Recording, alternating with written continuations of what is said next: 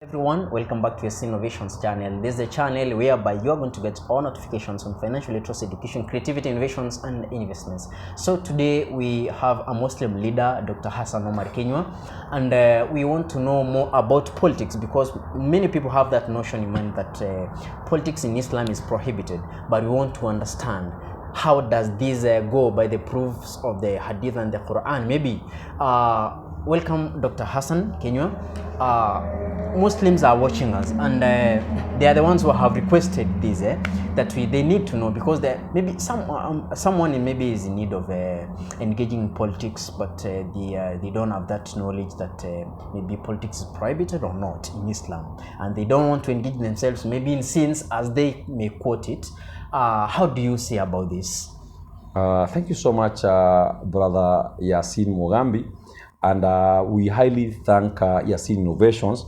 Because Yassin Innovations have done wonders in this country, yes. Whereby it has become the mouthpiece, yes. of the youth on innovation, education, and at least trying to influence the youth in the best way. Yeah. You see, before you continue, you always refer to me by the family name Mugambi. Yes. People are used to me as Yassin Kimari, but Mugambi is a family name. Thank you so much. Thank you so much, Mr. Yassin. Yes. You see. What happens is that every election period, there are confusions, and there is confusion from some quarter amongst Muslims who believe that Muslims are not supposed to venture into politics.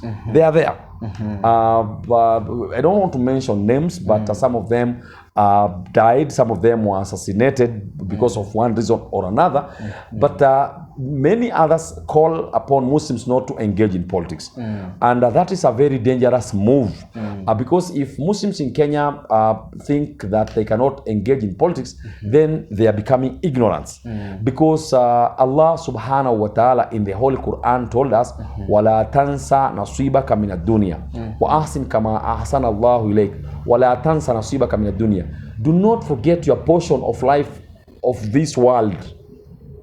You know, what Allah meant is that He created us and put us in this world. So we are in this world. We must marry this world and hereafter. True. So Muslims must engage in politics of this country. They must vie for all positions from presidency to MCA. They must be very active in politics. And a question comes to me many times. People tell me, Dr. Hassan, why don't you vie for presidency? Because many people have come to me and wanted me to become, to vie for presidency. Some have wanted me to vie for, to be their deputy president. Some of them have told me to become, to vie for governor position, MP, senator. You know, people come to me. I don't know myself. Maybe people know me better than I know myself, some of them, especially politicians. And that's why when you came here, you realize that almost 7 people were before you, and all those people are politicians. True. Who have come to consult me on one way or another. Big names then. Yes. So for me, I believe that we must play politics. We must engage in politics. It is part and parcel of our life, and every Muslim must go and get votes. They must go and vote during election, and will assure that happens. In fact, I've done it 4 elections. I have always been the speaker of Muslims and the advisor of Muslims countrywide on going to take their vote, and also to register as voters, and also to go and vote. And also, you've realized that I've been influencing on how politics of this country go. For now, 4 elections. 4 elections. This 5th one will be even tougher, because I thank God almost 90% of Muslims in this country have agreed that I should be their guide, guiding them on what to do. I'm coordinating Muslims in the entire country on how to elect from top to bottom. Mine is not bottom up. Mine is up. Bottom. Mine is up bottom. Up bottom. Meaning I'm advising Muslims on how to elect from presidency to the governor, to the MC, to the governor, to the MP, Senator. Women rep, senator, MCA. So I'm trying to guide Muslims on who to elect in every county, not only in Nairobi or Embu, where I come from, but from the entire country. And I thank God. So you are also a political consultant. I'm a political consultant, and I've been doing this for many years. I thank God. I don't want to mention names. Even some presidents, people who have been president, almost all of them know me. I've been assisting them. Governors, everyone knows me. I always tell people, if you want to know more about me, just go to Dr. Hassan Kinyua on Google, and you'll see many things I've been doing. Or you go and search for me in Facebook, Dr. Hassan Kinyua or or Hassan Omari.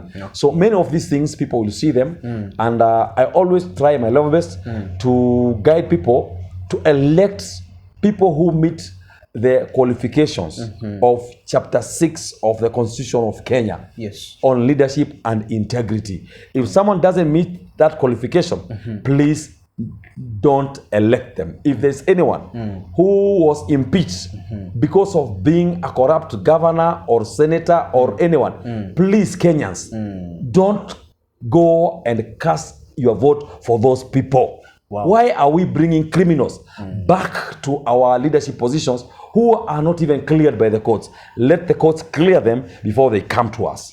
That's very direct. And in 1 minute sentiment, regarding to maybe our neighboring country here, DC, they have 10 years for Muslims, 10 years for Christians. What do you advise people, maybe, or the government, maybe, for the sake of equality in this country? Maybe deputy president Muslim, president Christian, or another religion and all that.